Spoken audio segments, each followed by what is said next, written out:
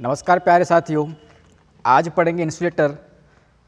क्या होते इंसुलेटर है, इंसुलेटर की परिभाषा क्या है, किसे इंसुलेटर कहते हैं, इस बारे में जानेंगे अपना आज। ठीक है, तो टॉपिक है हमारा आज का क्या, इंसुलेटर को क्या बोलते हैं अपन, अचालक भी बोलते हैं और कुचालक भी बोलते हैं। इंसुलेटर को भाई सुनो, और इंसुलेटर को बेड कंडक्टर भी कहते हैं, बेड कंडक्टर भी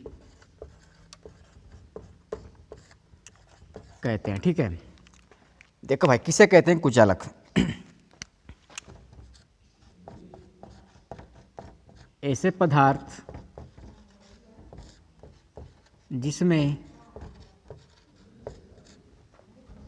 धारा का प्रवाह नहीं होता,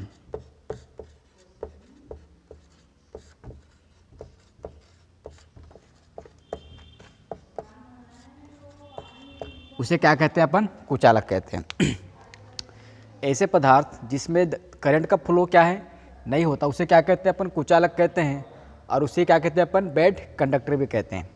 ऐसे पदार्थ जिसमें धारा का प्रवाह नहीं होता, उसे क्या कहते हैं अपन, कुचालक कहते हैं। ठीक है, अब देखो भाई कुचालक के कुछ गुण देख लेते हैं अपन कि गुण क्या होते हैं कुचालक के। देखो, कुचालक की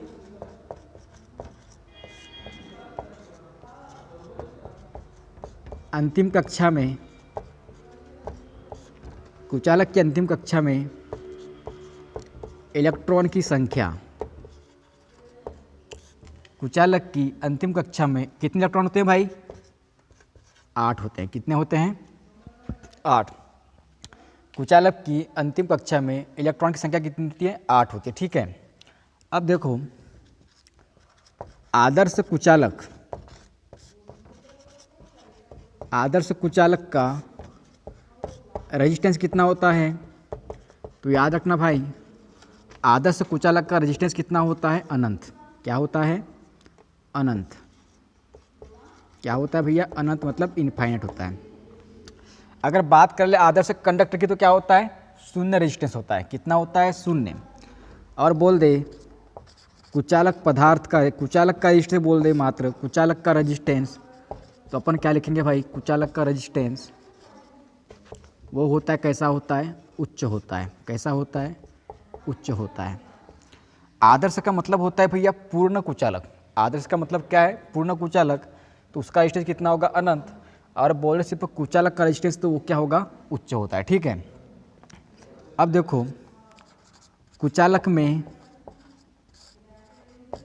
ऊर्जा अंतराल कितना होता है, कुचालक में ऊर्जा अंतराल कितना होता है, तो याद रखना इसको एनर्जी गैप भी बोलते हैं या इसको फॉरबिडन एनर्जी गैप भी बोलते हैं। ठीक है, तो कुचालक में ऊर्जा अंतराल होता है भैया 5 इलेक्ट्रॉन वोल्ट से अधिक।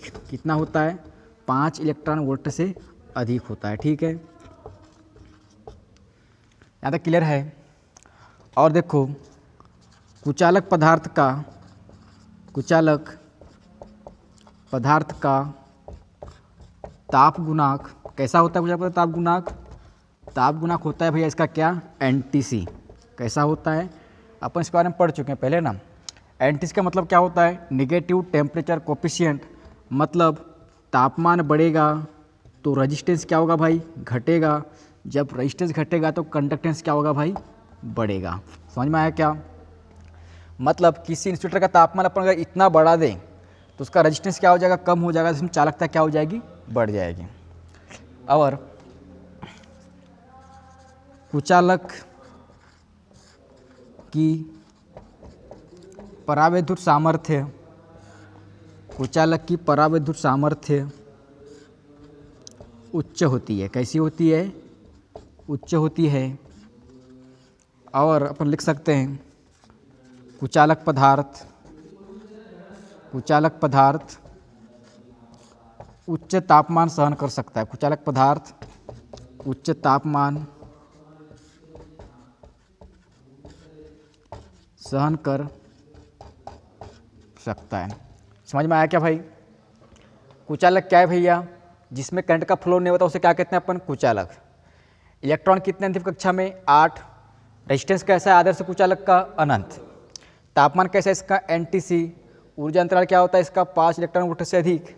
और परावैद्युत सामर्थ्य कैसी होती है इसकी, उच्च होती है। ये क्या है भाई, कुचालक के गुण है। ठीक है, अब देखते हैं अपन कुचालकों का वर्गीकरण।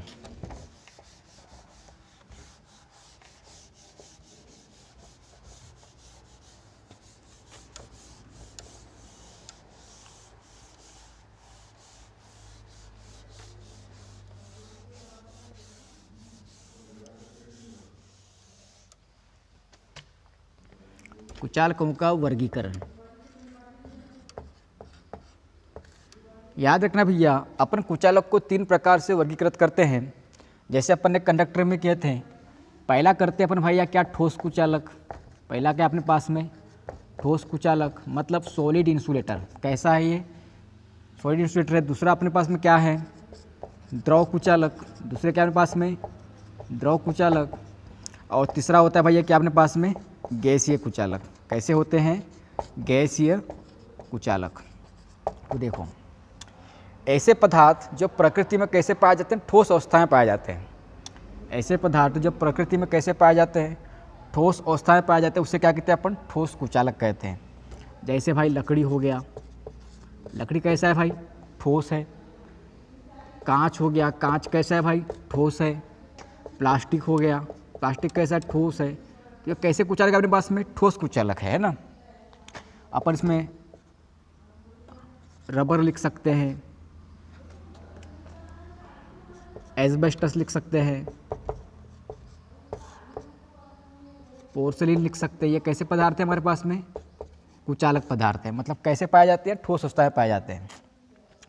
अब देखो दूसरा, ऐसे पदार्थ जो प्रकृति में कैसे पाए जाते हैं, द्रव अवस्था में पाए जाते हैं, जिसमें करंट का फ्लो नहीं होता, उसे क्या कहते हैं अपन, द्रव कुचालक। पहला है भैया अपने पास में क्या, खनिज तेल। अपन जो भाई ट्रांसफार्मर का उपयोग करते हैं भैया, तो ट्रांसफार्मर को ठंडा करने के लिए हम किसका प्रयोग करते हैं, अपन खनिज तेल का। किसका प्रयोग करते हैं, खनिज तेल का। और दूसरा होता है भैया अपने पास में क्या, वार्निश। दूसरा क्या होता है अपने पास में, वार्निश। ये क्या है भैया अपने पास में, द्रव कुचालक। फिर क्या बचता है अपने पास में, गैसीय कुचालक। ऐसी गैस है जिसमें करंट का फ्लो नहीं होता, उसे क्या कहते हैं अपन, गैसीय कुचालक। हवा सबसे अच्छा कुचालक है भाई, है क्या नहीं। अपने पास लाइन होती है कौन सी वाली, ओवरहेड।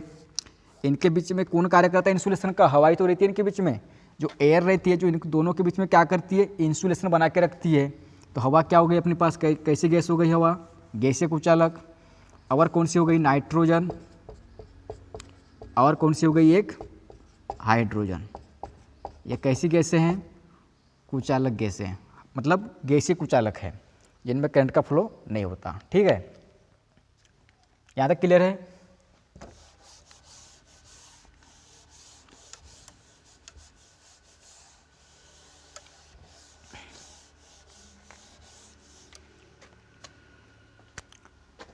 अब देखो भाई, डाइलेक्ट्रिक कांस्टेंट। डाइलेक्ट्रिक कांस्टेंट, इसको बोलते हैं भैया अपन क्या, परावैद्युत नियतांक। इसको क्या बोलते हैं अपन, परावैद्युत नियतांक। सबसे पहले याद रखना भैया, परावैद्युत नियतांक की कोई इकाई नहीं होती है। कोई इकाई नहीं होती है। कोई इकाई नहीं होती है। इसका मान कायम होता है। इसका मान अंकों में होता है। इसका मान कायम होता है, इसका मान अंकों में होता है। उसे क्या कहते हैं अपन, परावैद्युत नियतांक कहते हैं। जैसे अपने पास में क्या हो गई, वायु, और ये क्या हो गया, निर्वात। तो भाई क्वेश्चन पूछे भैया कि वायु और निर्वात का परावैद्युतांक नियतांक कितना होता है, तो कितना होता है भैया, 1 होता है। कितना होता है, 1 होता है। इसे कहते हैं अपने क्या, परावैद्युत नियतांक, जिसकी कोई इकाई नहीं होती, जिसका मान कायम होता है, अंकों में होता है। वायु का कितना नियतांक है, 1, और निर्वात का कितना है, 1। ठीक है, अब देखो आगे, अब पढ़ते हैं अपन क्या, ब्रेक डाउन वोल्टेज। क्या पढ़ेंगे अपन, ब्रेक डाउन वोल्टेज। भाई क्या होता है ब्रेक डाउन वोल्टेज, सुनो भैया। ऐसा वोल्टेज जिसमें इंसुलेशन क्या हो गया, खराब हो गया। मतलब इंसुलेशन क्या हो गया, पंचर हो गया है। मतलब उसका इंसुलेशन क्या हो गया, समाप्त हो गया। उसे क्या कहते हैं अपन, ब्रेक डाउन वोल्टेज कहते हैं। तो देखो, ऐसा वोल्टेज जिसमें अचालक पदार्थ का ऐसा वोल्टेज जिसमें अचालक पदार्थ का अचालक गुण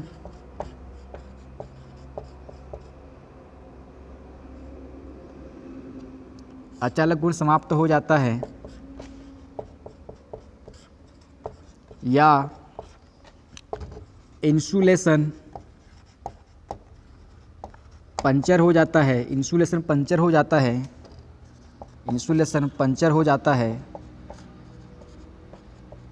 उसे ब्रेक डाउन वोल्टेज कहते हैं। समझ में आया क्या भाई? ब्रेक डाउन वोल्टेज ऐसा वोल्टेज जिसमें किसी कंडक्टर के ऊपर का इंसुलेशन है, अपन इतना वोल्टेज बढ़ाया कि उसका इंसुलेशन क्या हो गया है, जल गया या पिघल गया है, जिससे क्या होता है भैया फेजों में शॉर्ट सर्किट होता है, उसे क्या कहते हैं अपन? ब्रेक डाउन वोल्टेज कहते हैं। मतलब ऐसा वोल्टेज जिसमें इंसुलेशन क्या हो गया, पंचर हो गया, उसे क्या कहते हैं अपन? ब्रेक डाउन वोल्टेज कहते हैं। ब्रेक डाउन वोल्टेज को लिखते हैं भाई अपन क्या में? किलो वोल्ट में लिखते हैं। क्या में लिखते हैं? किलो वोल्ट में लिखते हैं। ठीक है, समझ में आ गया क्या है ब्रेक डाउन वोल्टेज? अब देखो आगे,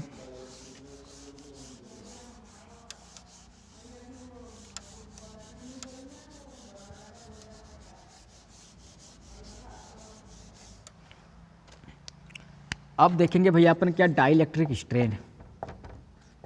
डाइलेक्ट्रिक स्ट्रेन इसको बोलते हैं भैया परावैद्युत सामर्थ्य। इसको क्या बोलते हैं अपन? परावैद्युत सामर्थ्य। याद रखना भैया, कोई कुचालक पदार्थ, कोई अचालक पदार्थ, कोई अचालक पदार्थ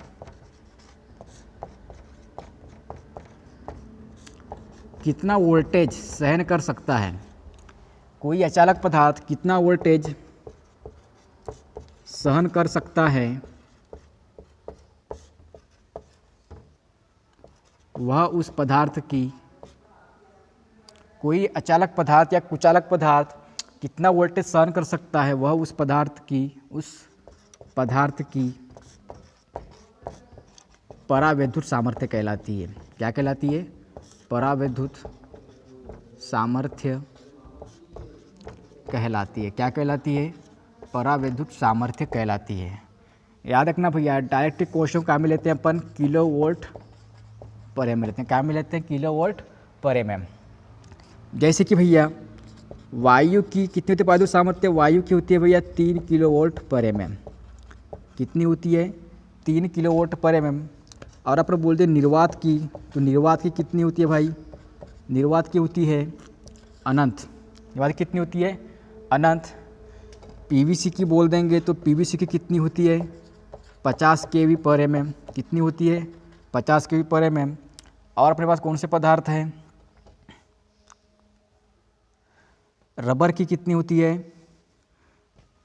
रबर की होती है 30 केवी पर एम। रबर की कितनी होती है? 30 केवी पर एम। अगर वहीं बोल दे अपने पास में क्या VIR की कितनी होती है, तो इसकी होती है कितनी? 30 से 50 केवी पर एम। और अपने पास कौन से पदार्थ हैं? रबर, पीवीसी, निर्वात, वायु, VIR। सूखी लकड़ी बोल दे,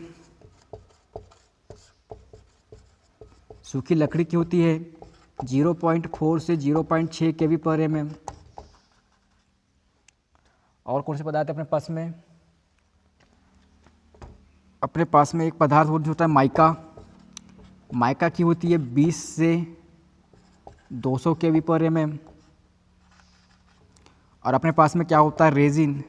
रेजिन की कितनी होती है? रेजिन की होती है 12 से 14 केवी पर एम। देखो भाई, और बहुत से पदार्थ जिनकी क्या होती है? परावैद्युत सामर्थ्य होती है, लेकिन भाई जो एग्जाम में आता है अपन उनको क्या लिख रहे हैं ना। अब देखते हैं अपन भाई क्या, अब देखते हैं अपन तापमान की वर्ग टेबल। क्या पढ़ेंगे अपन अब? तापमान की वर्ग टेबल।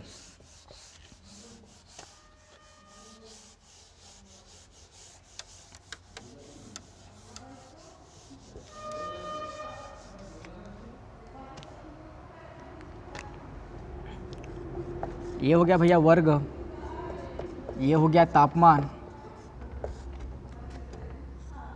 और ये क्या हो गया अपने पास में पदार्थ। तो भैया 7 प्रकार के वर्ग होते हैं भैया, Y, A, E, B, H और C। इनके तापमान भैया डायरेक्ट एग्जाम पूछता है भैया कि वर्ग बी का कितना है, वर्ग एच का कितना है, वर्ग सी का कितना होता है। तो वर्ग वाई का होता है भैया 90 डिग्री सेल्सियस, ए का होता है 15 डिग्री सेल्सियस, और ई का होता है 120 डिग्री सेल्सियस, बी का होता है 130 डिग्री सेल्सियस, और कौन सा है 5वां, एफ का होता है 155 डिग्री सेल्सियस, और एच का होता है 180 डिग्री सेल्सियस, और सी का होता है 200 डिग्री सेल्सियस, 220 डिग्री सेल्सियस और 250 डिग्री सेल्सियस।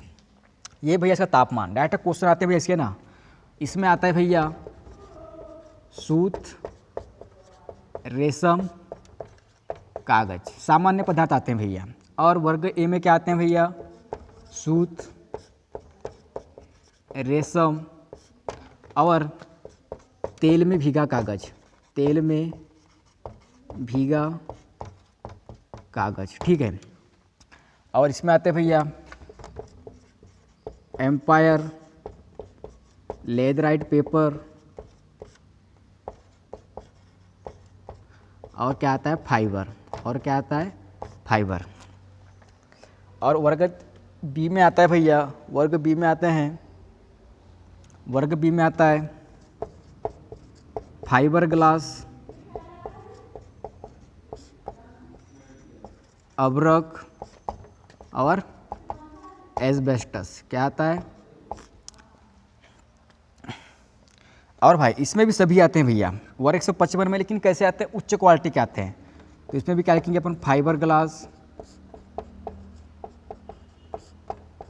अब्रक और एस्बेस्टस।